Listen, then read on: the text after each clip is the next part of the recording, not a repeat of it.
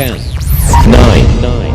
8, 7, 6, 5, 4, 3, 2, 1, 0.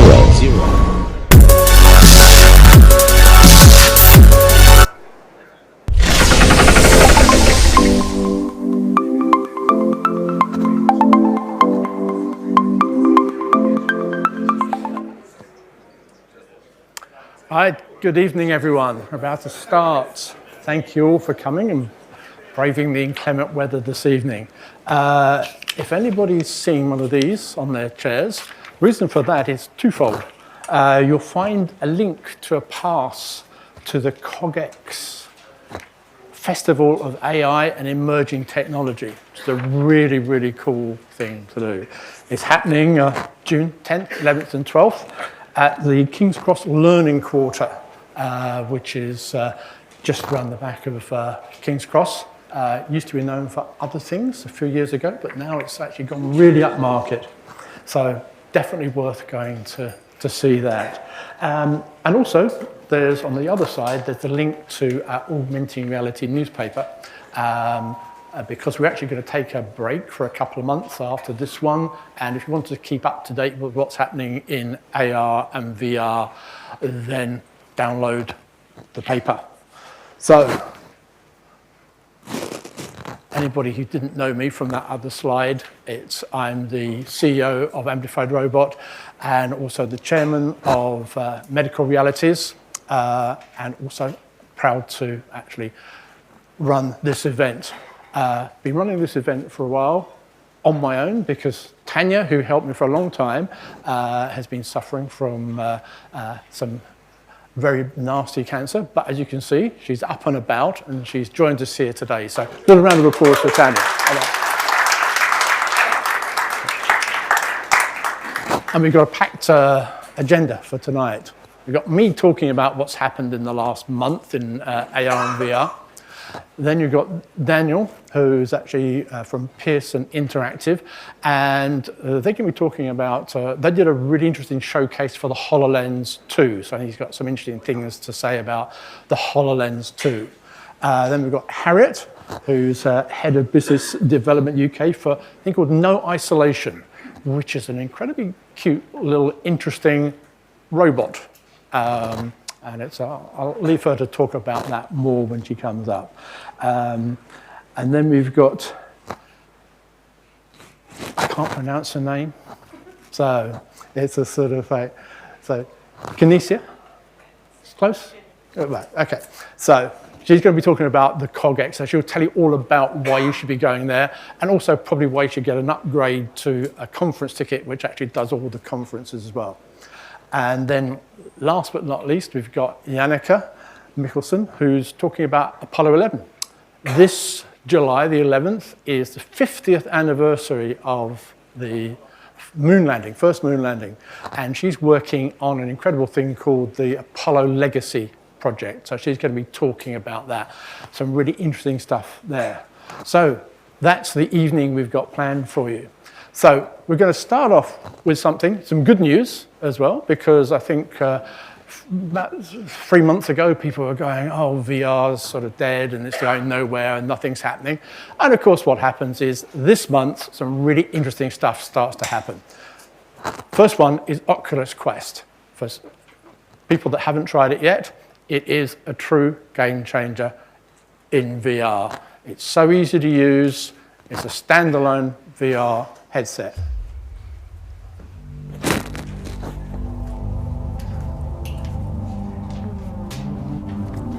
Reality doesn't believe in the impossible. It doesn't believe in moving without limits or breaking the laws of physics. Reality will never let you enter magical lands. Will never let you stop time or wield a lightsaber.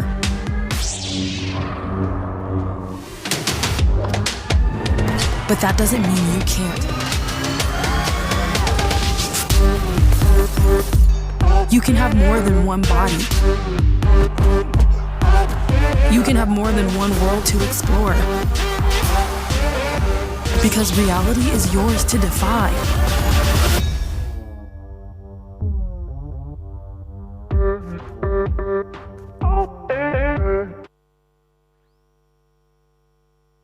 So sorry. Blimey, sorry. Probably. Do you know what?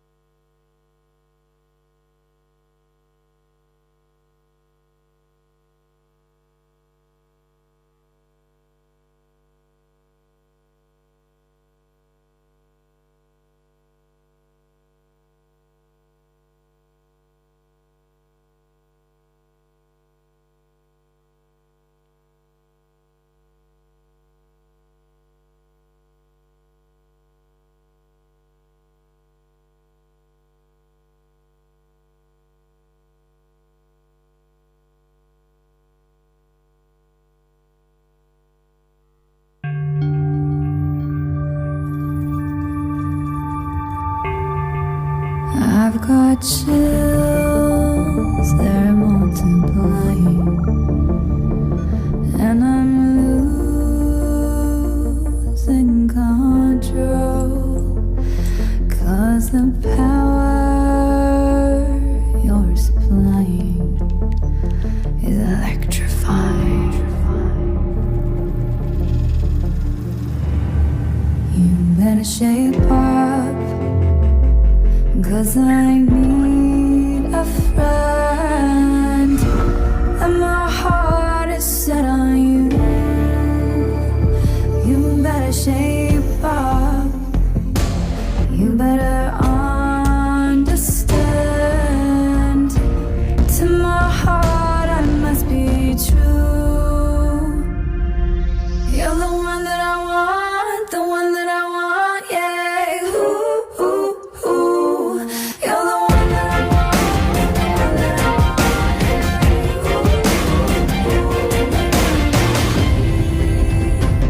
Oh, yes, indeed.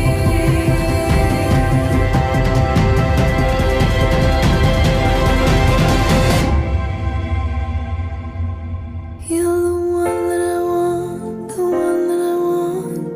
Ooh, ooh, ooh.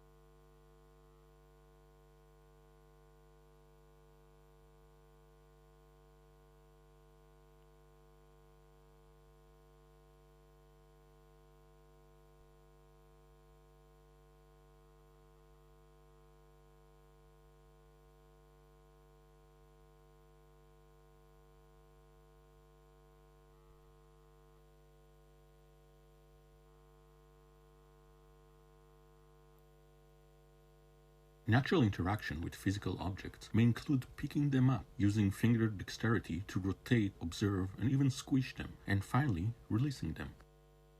Torque is a proof-of-concept system, rendering haptic sensation of non-rigid, compliant materials using a rigid controller, and enabling users manipulating objects through natural gestures using the dexterity of their fingers. Torque was designed to support precision grip using the thumb and two fingers. The index and middle finger rests were built as one piece. A VCA provides vibrotactile sensation to both fingers. A force sensor under the thumb rest measures the pressure applied on the controller by the fingers. Finally, the user can slide his thumb freely along a capacitance-based 2D trackpad parallel to the other two fingers.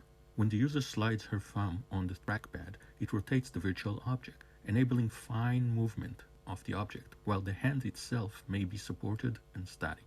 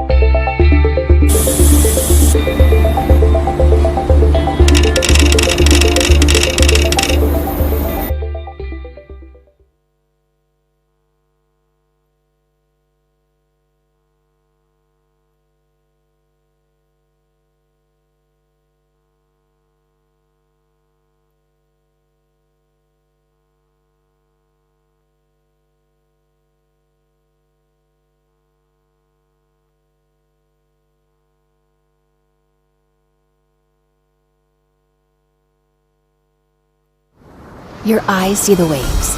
Your ears hear my voice. But does your nose smell the ocean? Does your skin feel the salty breeze? It's time to add new dimensions to virtual reality. Introducing FeelReal, a patented multi-sensory VR mask that allows you to smell, to sense, to feel the digital world. Equipped with a unique sense generator, it allows you to smell various scents, from guns to roses. The built-in microcoolers and microheaters will allow you to sense the cool breeze and the heat of the battle. The hard punch will feel 10 times stronger with an adjustable vibration feature. And the water mist on your cheeks will take your virtual surfing from this to this. However groundbreaking FeelReal may be, it is still lightweight, wireless, and easy to connect. FeelReal perfectly matches and quickly connects to all popular VR headsets. The patented scent generator contains a set of 9 removable aroma capsules that can be easily changed depending on a movie or a game you're about to play. From thousands of scents, we chose a unique variety to recapture the atmosphere of games and movies at their best. All the aromas are safe to inhale and similar to those used in the food industry. Download FeelReal tracks online. Run your favorite movie through FeelReal app and allow your nose to enjoy it just as your eyes and ears do.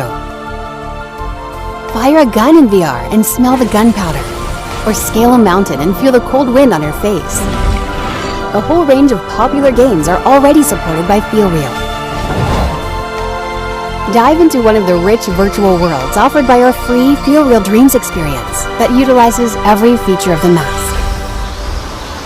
Or use FeelReal as an aromatherapy device and enjoy next-level relaxation, meditation, and other sensual experiences. We designed FeelReal to be easily modifiable. Customize any movie with FeelReal effects. Add your own scents and share your creations.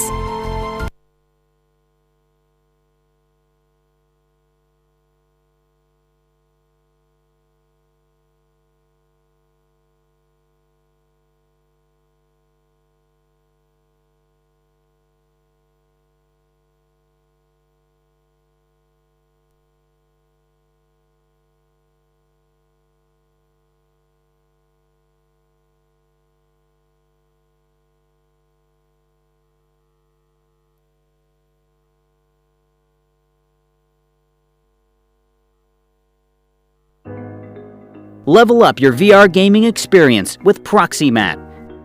Proxymat helps virtual reality gamers play safer, longer, and better by creating a defined area for gameplay.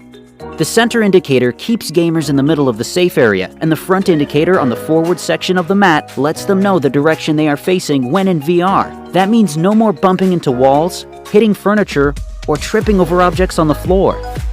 Proxymat reduces vertigo and queasiness common to VR gaming, and since it's made from anti-fatigue sponge, it allows you to play and explore in comfort for a longer period of time.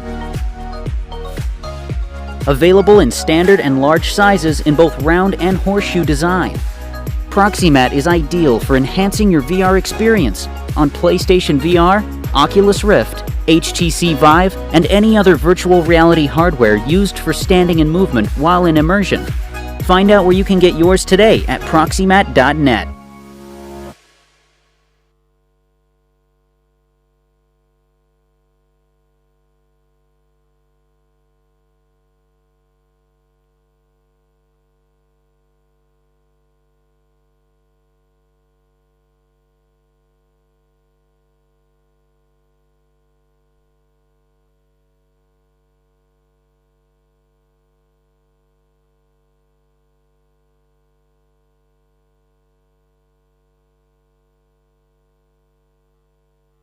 A new virtual reality program could help doctors figure out if patients have Alzheimer's earlier. Richard Westcott from our partners at the BBC gives us a look at the new technology. It's not a pleasant thought, but Alzheimer's can start to damage the brain years, even decades before anyone notices any symptoms. Then one has this old shack there. So what we need is a way of detecting the disease before patients know they've got it. So they're walking in the virtual environment, they'll see a cone appear in front of them with a number 1. They have to follow a sequence of 3 cones, 1, 2, 3, forming a triangle. Then at that point all the cones disappear and participants have to walk back to where they thought they found cone number 1. One of the really early signs of Alzheimer's is that you have a problem with your internal navigation system, your internal sat-nav if you like, and that is what this system is testing. It's testing your ability to navigate your way around. It's very early days, but this research at Cambridge University suggests virtual reality can identify the first signs of Alzheimer's better than the current pen and paper test we have now. Where I think this VR work goes is it shows that actually we can utilise that technology, it's already out there in everyday life, and actually begin to detect these changes before people even know they have a problem. Volunteer David hasn't shown any signs of the disease. Good. I'd had a pretty positive result beforehand, so that I wasn't worried about discovering something that I didn't expect. But some of my friends are really rather afraid of what the results of this kind of testing might show about themselves. Technology will play an ever greater role in our health. Your phone can potentially spot changes that you can't see, from heart rate to blood pressure to the way you walk, talk, sleep and breathe. That then allows us as physicians to get in there earlier in terms of diagnosing a condition earlier and treating something earlier in a proactive fashion rather than this traditional medical model reactive approach that we've been used to historically. And I think that's going to change medicine utterly. So an app could one day be diagnosing you long before you or your doctor knows something's wrong. Richard Westcott, BBC News, Cambridge.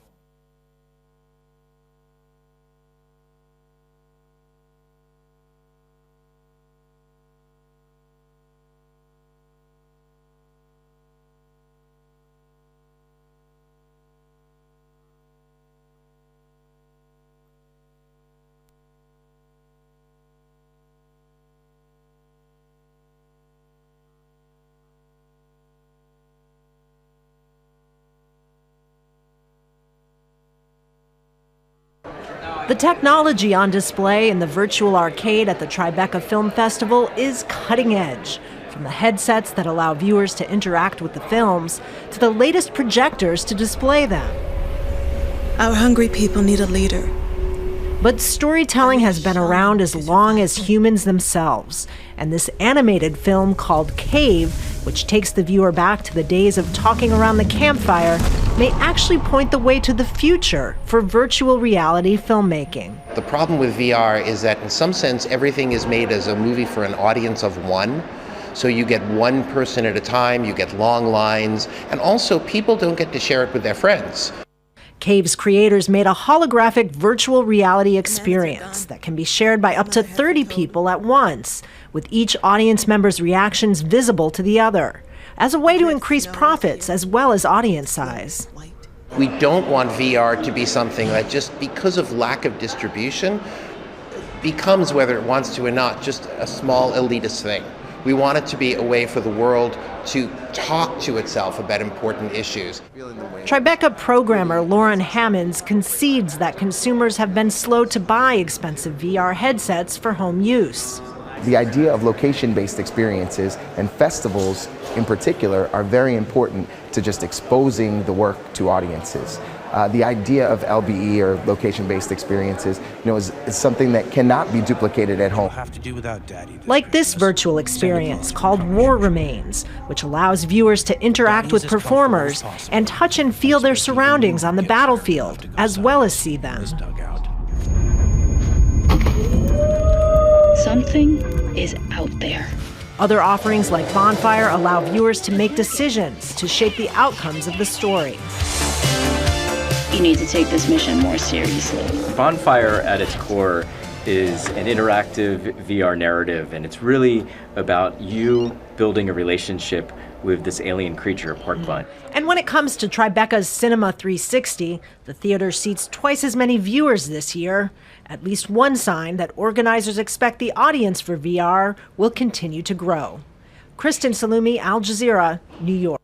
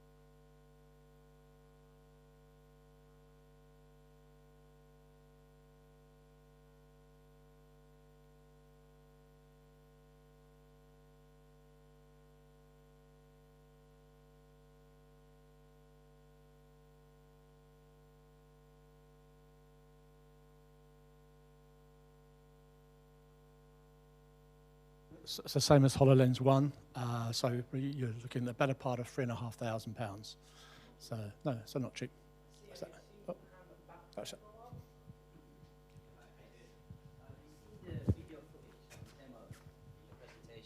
Yes. And you mentioned obviously there was cameras around the room when it was captured. Did they use a technique such as volumetrics? Is that what that demonstration is? So, but wasn't it available for the HoloLens 1? Okay.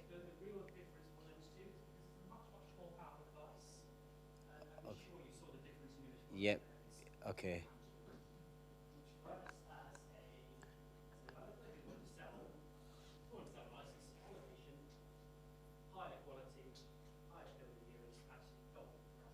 And how costly is it to use that technique, the volumetric technique?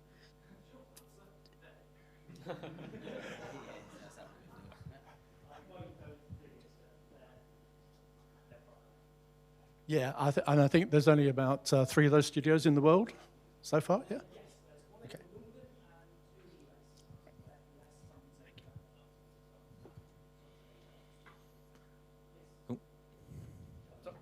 What, here?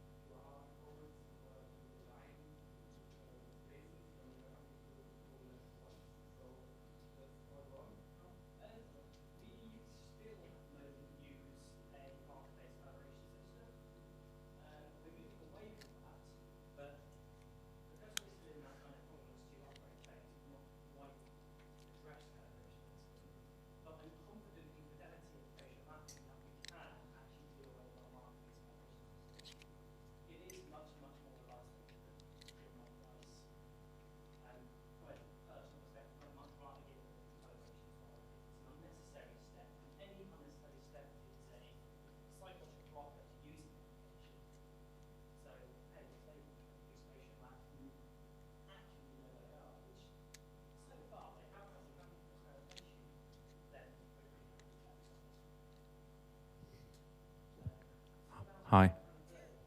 Hello. Are you doing anything with the eye tracking to record where the user's looking? So if you were looking at hollow patient, you could do heat mapping. So this is something we are actually building an experiment on at the moment. About a year and a half ago, I did some experimentation in Denver using the actual gaze itself to track where a user was looking at a model, so multiple users to a room to track their attention state. So say I'm the teacher, and we have 4 artifacts here. I'm talking about artifact 2. I would expect everybody in experience to be looking at artifact 2, not staring at artifact 4. We're able to actually go and keep that out of that. Now, eye tracking works pretty much exactly the same way as gaze. It's just accessing that data a different way. So that is something we have investigated and looked at doing. And really, for us, it depends on, is it useful for customers to have that data? Technically, we can do it. It works. The implementation style of it depends on really if our customers have a use.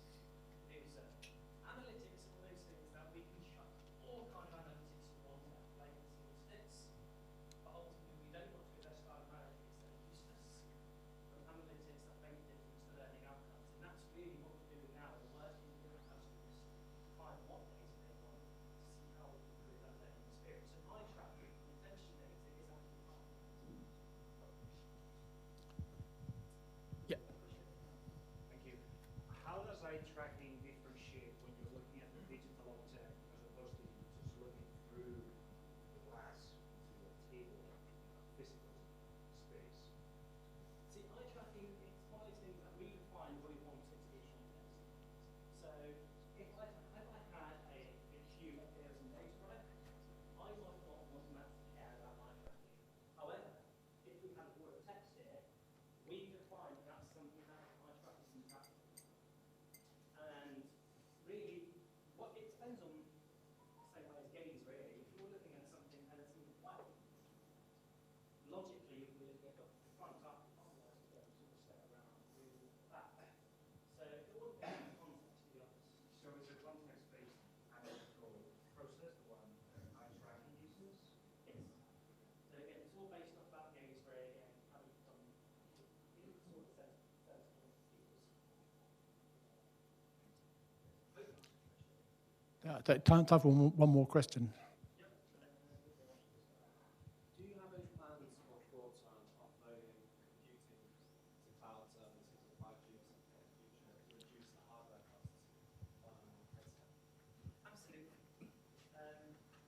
For example, we're looking at speech processing to have a much, much more natural interaction with information. So at the moment, we have something with recognition there, we pick up and then say mental access. But the truly useful experience would be fantastic if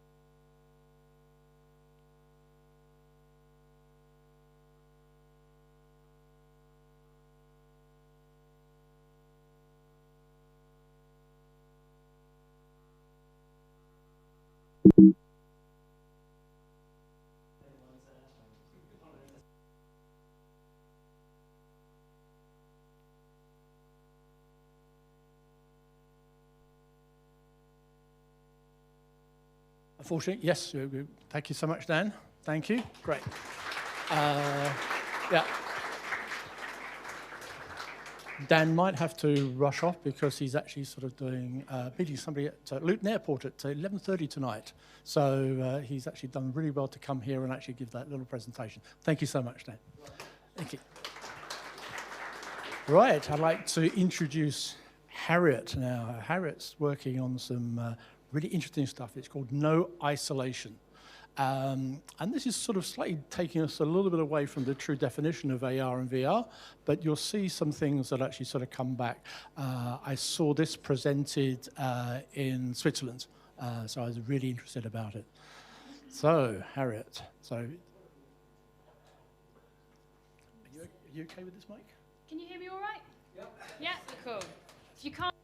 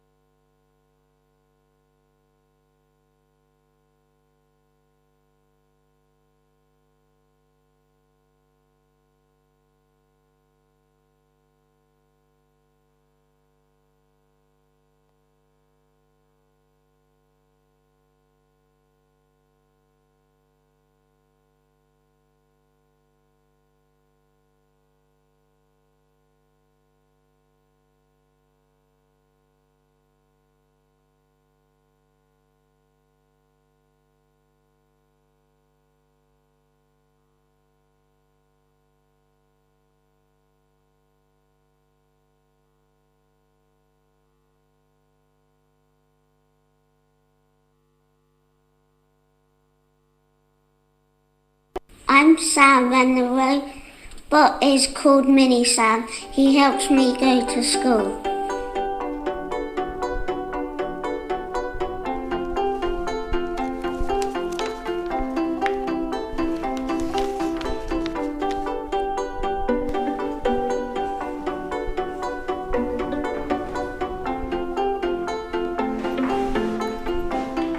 When Mini Sam's turned on, what can you see? The class. So all your friends in your class. And what normally happens when Mr. Williams turns Mini Sam on? Hello. So the class has to say hello. Yeah, and then what do you say back to the class? Hello. And what happens if you want to ask something? What do you put do? up my hand. When you put up your hand, how does Mr. Williams know you've got your hand up? Because the AV1 lights its head up. Sam's got his hand up. Sam? 21 to 5. 21 to 5, fantastic. So directly across.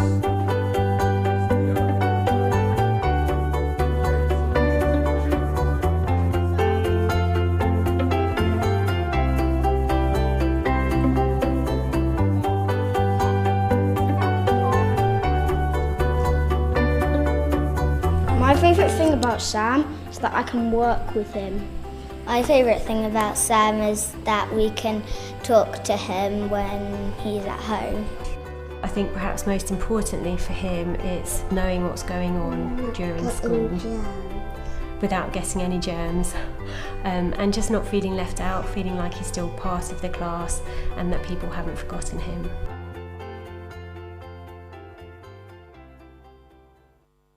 I'm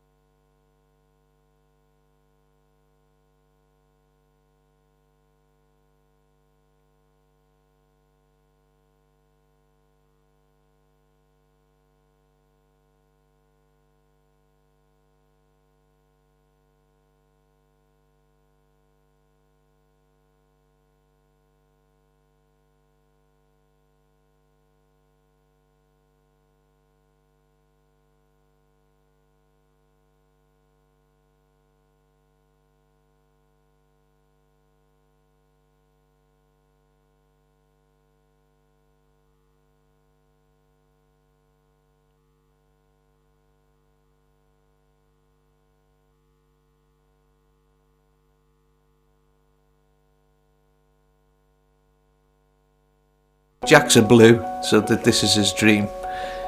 To be a mascot at your club that you support is a huge thing. So him being able to do it is fabulous. Tonight we have a first. It's the first ever virtual match day mascot. If you look, that is Jack, 14-year-old Jack inside there, who will be controlling the mascot from home tonight.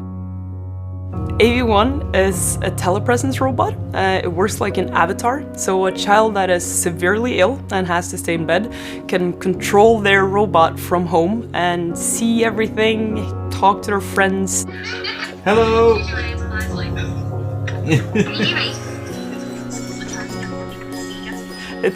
It's quite huge seeing that little robot going out on the field, seeing Jack. I have no words. Oh, I mean, Phil Jaggs, when he come and he took him and he put him under his arm, and we heard him saying, you know, let's go Jack, come on, and then he was showing him to all the crowd and introducing him to all the other players, all the other mascots. It was just, I did get a bit choked up because it was just amazing. And that is the virtual mascot experience that 14-year-old Jack McLinden will be now seeing at his home in Walton. It's a new technique, and I believe it will really catch on. Seeing that, you can imagine Jack actually physically doing it and being there, and that somebody's seeing Jack as Jack and not Jack as the boy in the wheelchair or Jack the boy with the oxygen, seeing Jack as a boy, and that is just everything to us. Tonight has been absolutely fantastic, but it really has been an example of how technology can help a child like Jack be like any other child, do something that he wants to do, but physically he would be limited in doing that. But with the technology, he's been able to get out there and be a mascot for the night and have a really fun time.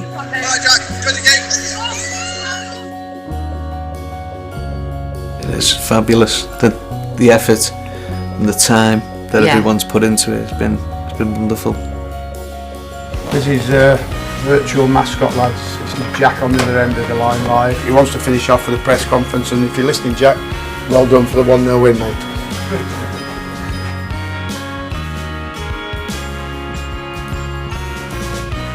We don't really see Jack as disabled or needing extra support. He's just Jack.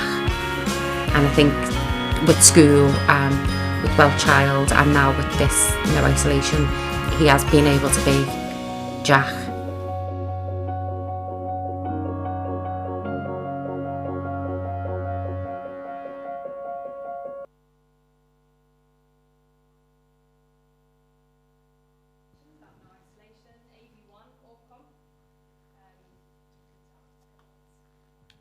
Thank you so much, that's great.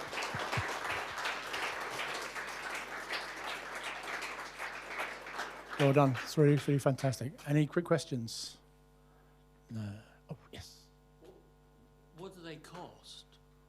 What does a unit cost? Yeah. So it costs.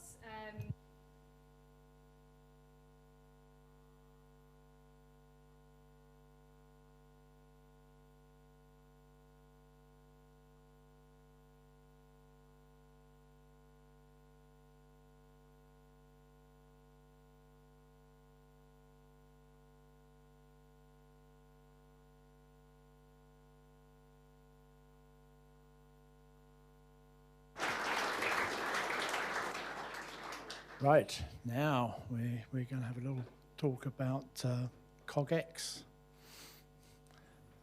soon as they've sorted everything out.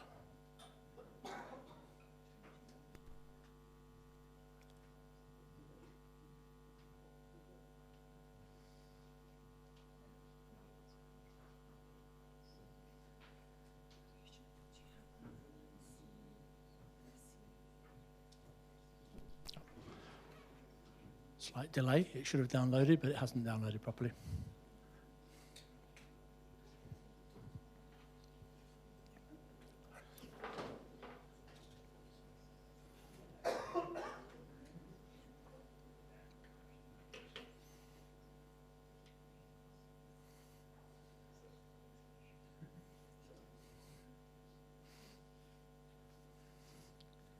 I'll do it with the microphone or... Can you guys hear me? Yeah? Okay. Cool.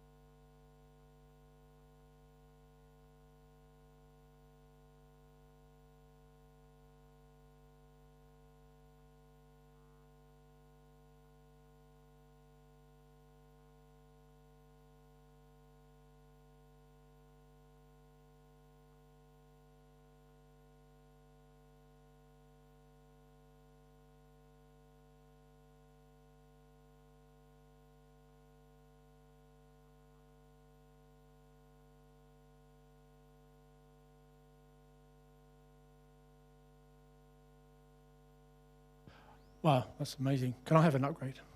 Right, great. Okay, that's it. With the Expo networking, you guys get access to the Expo, the Startup Village, you get access to the Canal Stage and the Lab to Life. But to access the full conference, we have a discount for you, which I will share with you. That's fantastic. Well, looks pretty cool. Any questions about CogX? Because I'm definitely going to go.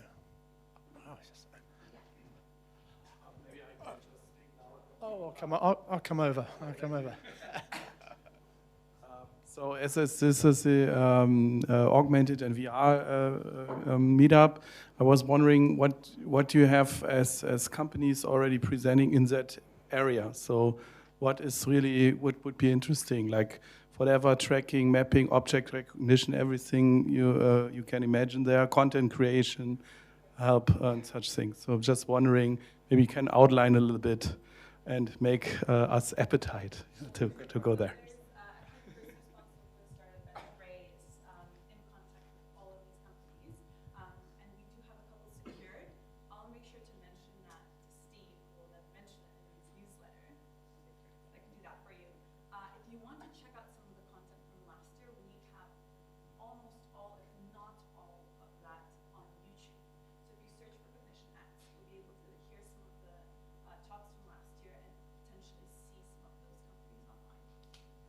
Great, that's fantastic. Actually, and Alexander are actually from Berlin, and they run a meetup like this in Berlin. So hence why they've been asking some questions. So with the ticket that we got, we don't have access to the conference, or we don't have any more? 2 stages. So for conference or workshops, what do we need to do? So you can buy the ticket, but we have a discount for you guys. Okay, how much it's gonna be around? Okay, cool. Great. Whatever it is, it's worth it. Okay, that's the thing you should say. Okay, right. Thank you so much. Great. Look forward to seeing you there. Right, we've got our last speaker this evening, Yannicka. Now, Yannicka is, I think we've actually got a sort of Scandinavian sort of theme running through an awful lot of, yeah, exactly. So Yannicka is an amazing cinematographer, does some fantastic work, also does some fantastic work in virtual reality filming as well. And she actually filmed Queen, the rock group. Fantastic, if you haven't seen it, fantastic VR documentary almost of one of their tours just recently. It's an amazing piece. And sometime in the future, I'm going to get her to come and talk about that specifically and about all the challenges of actually filming a live concert. But tonight, she's talking about something really totally different. July the 11th. Anybody who's old enough, like me, remembers July the 11th like it was yesterday, because July the 11th, 1969 was when man first landed on the moon, Apollo 11. And Yannicka is actually sort of together with a couple of friends. She's putting together something quite special to commemorate this. And it's going to happen both in the UK and the US, Times Square and Piccadilly Circus.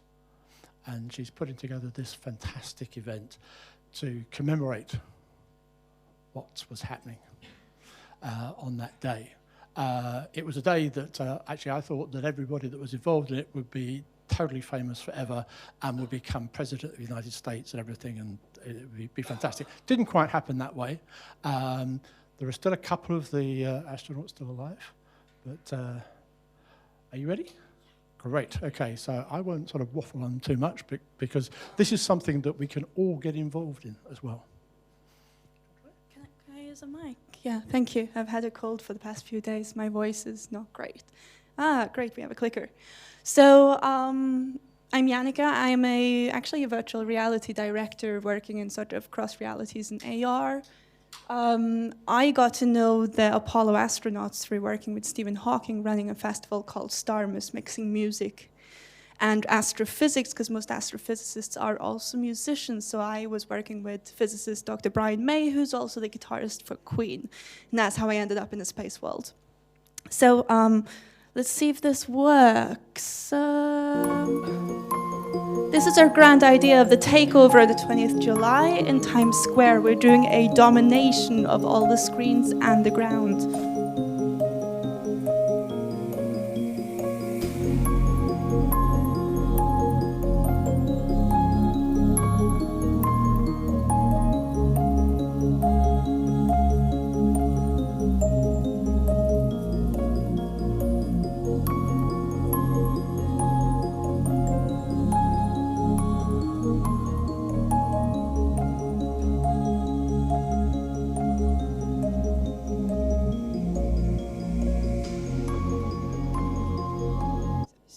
Idea what we're doing. So the whole day we are focusing on space education, so space exploration, and teaching kids how to become the future space explorers. So that's a program that runs on the ground in Times Square from 10 a.m. until 10 p.m. We are celebrating 4 iconic Apollo moments of Apollo 11. So at 9:30 in the morning, for simplicity, the rocket, the Saturn V rocket, launched at 9:32 a.m. on the 16th, but we're going to launch it in Times Square on the 20th, and we're going to rumble all the sound system and really get everybody's sort of heart shaking and wake them up in the Hotel Marriott and whoever else is in Times Square.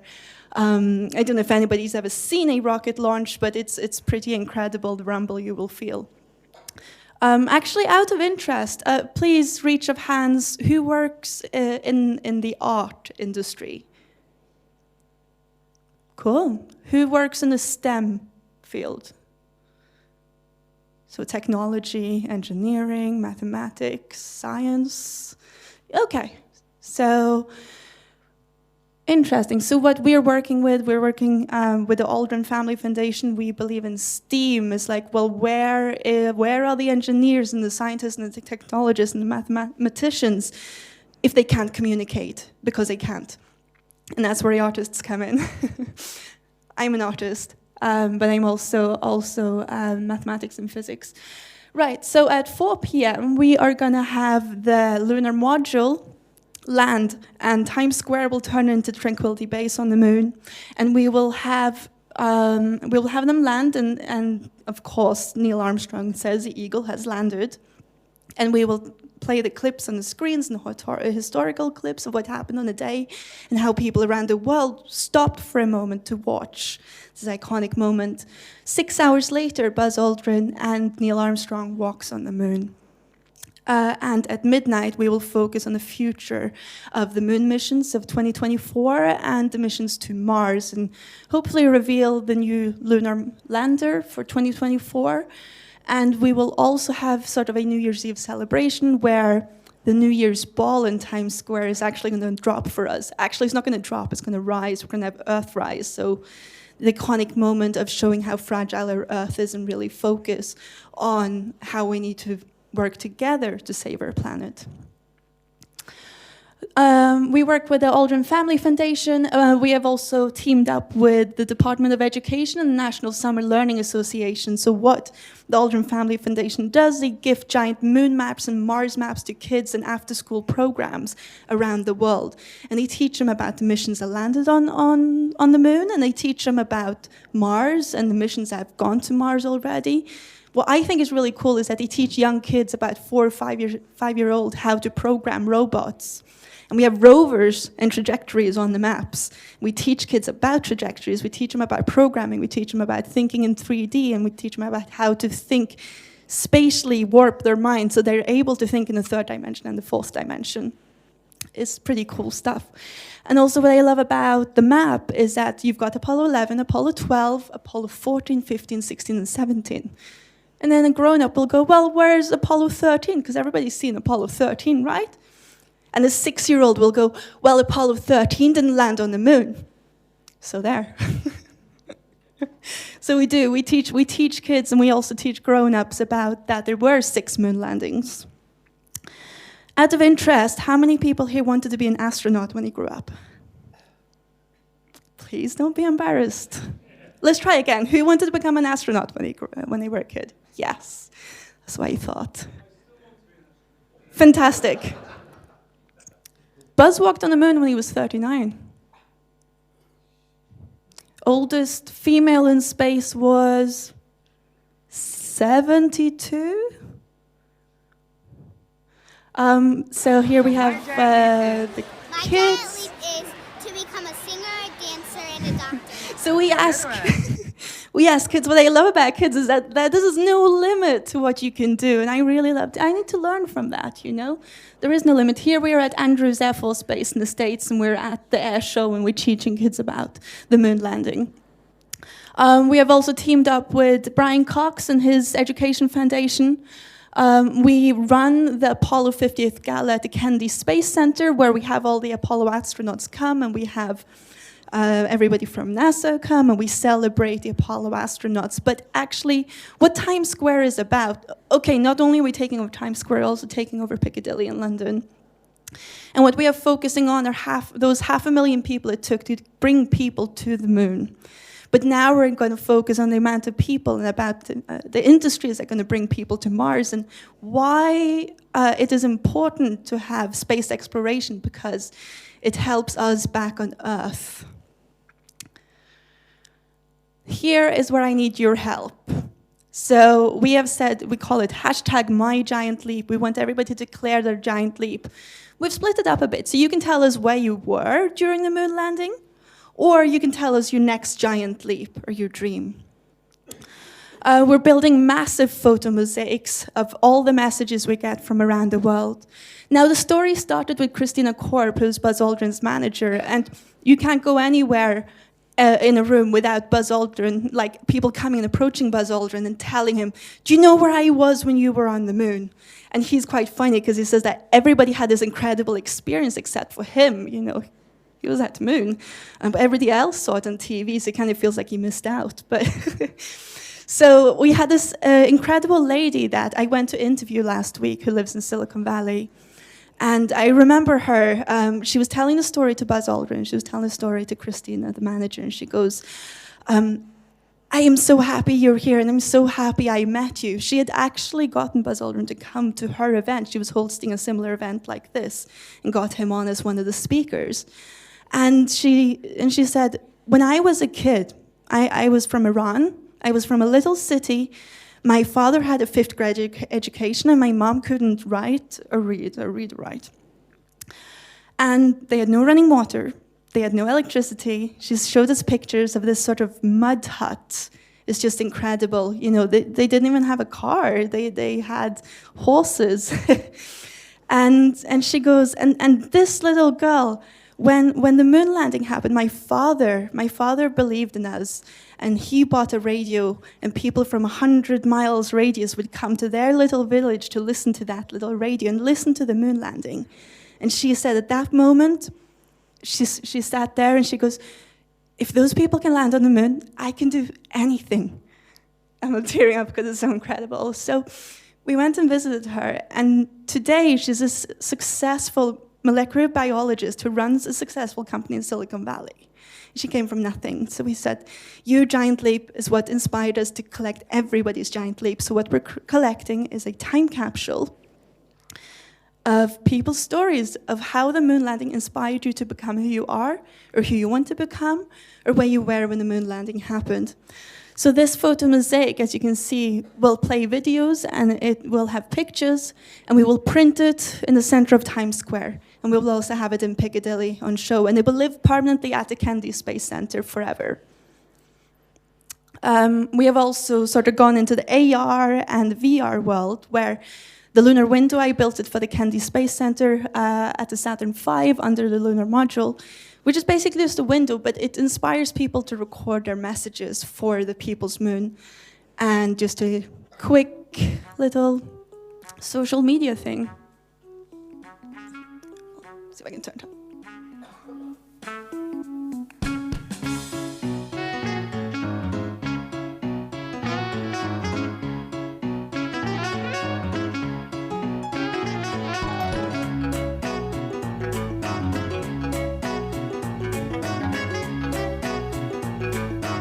This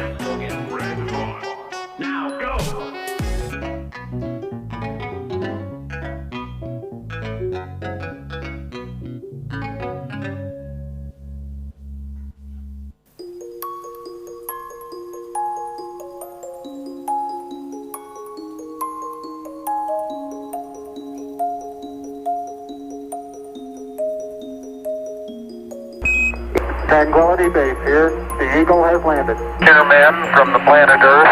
First step foot upon the moon. It came in peace for all mankind. That lunar module. That's it. I'm going to point at it. That was Dad's. That was my father's. You know, the moon landing for me has made me realize that dream big, anything is possible.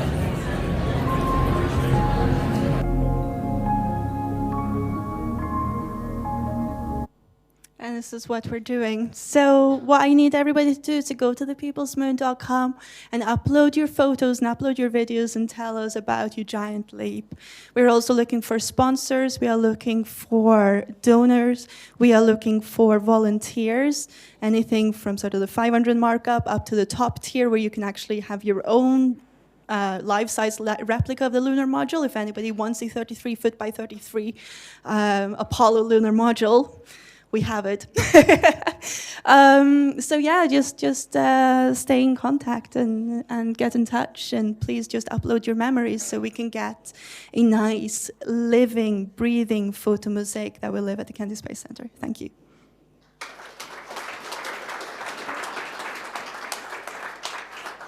Thank you, Yannicka. Any questions?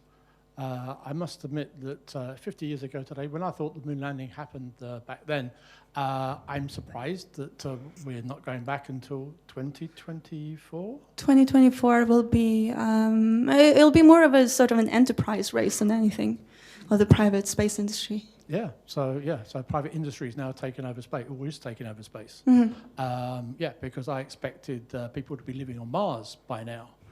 So I'm a bit surprised it never really happened, but it's strange how some things don't really take off. Politics. Oh, okay. I wasn't going to mention the B word, but yeah, it's politics.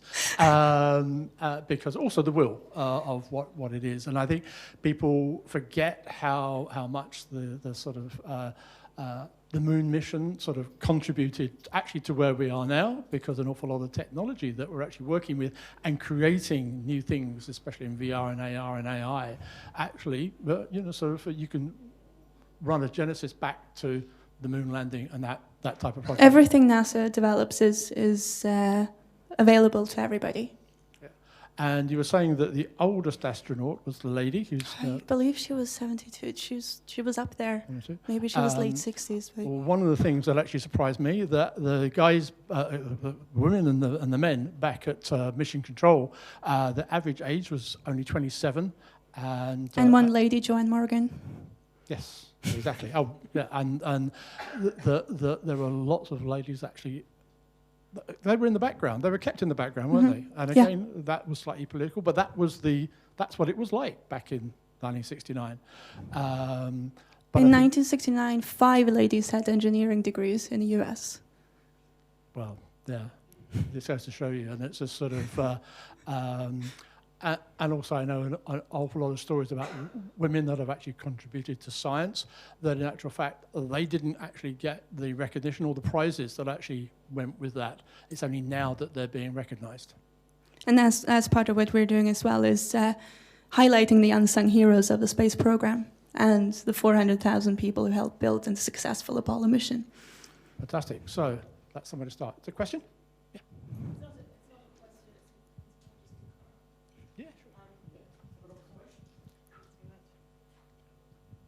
Nice to meet you, Yannicka. Hiya. I interviewed a man, African-American, who worked on all the Apollo space missions. He was a physicist, dealt with acoustics, and I have donated the tape to the Smithsonian. You donated to the Smithsonian? Yeah, you don't have a copy? I do. Because, yeah, we'd love to highlight the copy. We also talked to Ed White, the only black Apollo astronaut. Anybody heard of him? Mm-mm. Alexander, to you. Sorry for all the questions. I was wondering, do you plan also to leverage one of the existing, VR experiences like the Apollo 11 experience that might be a lot of people familiar with from immersive education? Yeah, we haven't. I mean, we're a small core team of 3 people carrying off this massive global celebration. So I think what we rely on are people coming to us, really. Yeah. We're a non-profit and no budget. So basically everything you see here that we're going to do in Times Square and Piccadilly is done on a budget of $0. Everything is donated, the screen times, the ground, the security, so NYPD. I see. No, I was just wondering, there are a couple of experiences that are, first of all, about the actual moon landing, and also a lot of space things. You can visit ISS and, you know... I would have loved to have had these showcased in Times Square, but because I'm a virtual reality director as well. But the problem is health and safety and ground security, and being a non-profit, we can't afford those liabilities because they see virtual reality as a liability, as the mat that you showed early on, crashing into stuff. So it's been a bit tricky. So therefore, I've sort of put virtual reality up on a LED screen, which is a lunar window, so you can see 180 degrees onto the moon. And yeah, it gets a bit tricky when you're in a public forum with VR. I see. Unfortunately. Okay, last thing I wanted to, there's a project that has taken the Apollo landing photographs and used photogrammetry to reconstruct the scene, actually. So, yes, John Knoll was telling me about this from ILM. He's... Okay, I just wanted to, yeah. to know it. Okay, good, great.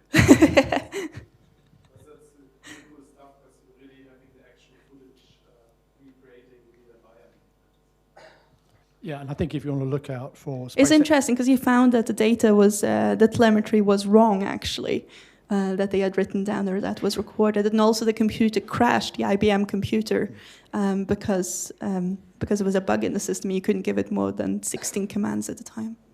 Yeah, and basically the sort of the whole computing power that actually sort of led to the moon landing was less than somebody has on their iPhone. I think it's 13 million more in computing power or something like that that we have now. Yeah, and if anybody's interested also in virtual reality space, Felix and Paul are actually sort of doing an International Space Station virtual reality sort of series, which is something that's actually going to be sort of quite interesting. They've actually sent the camera up there and they're filming up there in virtual reality. So that's quite amazing. And they're doing the world's first sort of spacewalk in virtual reality, a real spacewalk in virtual reality, which should be quite cool. Yannicka, thank you so much. I wish you well in the project, and I will certainly be in Piccadilly Circus. Sorry I can't be in Times Square, because that looks pretty cool. But Piccadilly Circus, it will be. What day is that? July 20th from 9 p.m. until 10 p.m. In Piccadilly Circus. We're trying to get the full day program, but that depends on paperwork. Well, and Times Square is a whole entire day, and we're making it into a massive sort of New Year's Eve festival that runs until midnight. It's a Saturday, so. Well, fantastic. Well, I wish you well. Thank you. I shall look forward to seeing more about it. Hopefully you can come back and tell us how it all went afterwards. Yeah. Great. Yannick, thank you so much.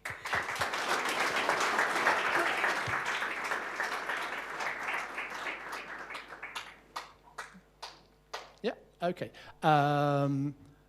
Tanya, actually, is actually going to say a few words because, you know, this is the first time she's been able to get to one of the meetups for a little while. So, do you want to do it from there, or we can get one of the robots and you can do it there? Wasn't that cool stuff? Hello, all. It's lovely to see you again. Some of you are new faces, and I don't recognise you, but it's lovely to see you all. I just wanted to let you know, because I know that Steve is planning a little break between now and the end of the summer. So I thought I'd let you all know that I'm going to be doing an event on the 23rd of August. It's not quite a techie event, but if you are interested and you know anybody who has experienced cancer or has lived with cancer or has a friend or family member who is suffering from cancer, by all means, do come along. It'll be the 23rd of August at Space Rocket, which is near Angel. And the event is called How I Live Now, because I have been diagnosed with stage 4 colon cancer. I am terminal, but it does also mean that I am on chemotherapy for the rest of my life. And a great deal of people don't know that there are sometimes long-term situations where you can end up with treatment for life. So the event is all about educating people and letting people understand how one copes with cancer for the rest of their life. So if you know anybody who would be interested in that, feel free to come along. Tickets are free. There's no cost to come along. And we will have people like Cancer Research UK, Shine UK, Live Better With, various other charities and hospitals will be attending and talking about how one lives with cancer. So there you go.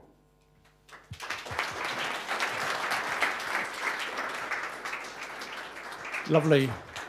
Thank you, Tanya. That's really, really super. We'll look out for that. So, as Tanya said, yes, we're going to take a little break over summer. First time in 6 years that we're actually taking a couple of months break. But never fear.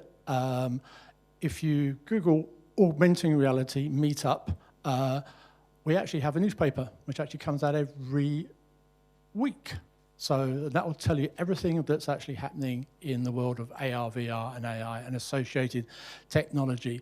You can Google it. Also on the little slip of paper you got today, on the one side was all about CogX. On the other side is about the newspaper. So if you want to keep abreast of what's going on over the summer and have withdrawal symptoms about not being able to get to the Augmenting Reality Meetup, never fear, you can actually get it online.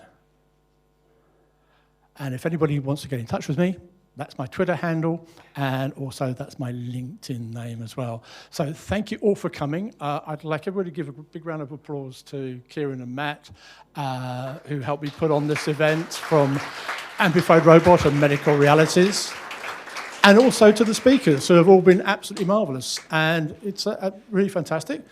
2 men, 3 women speakers. I think that's going in the right direction. Thank you all, and see you after the summer. Thank you.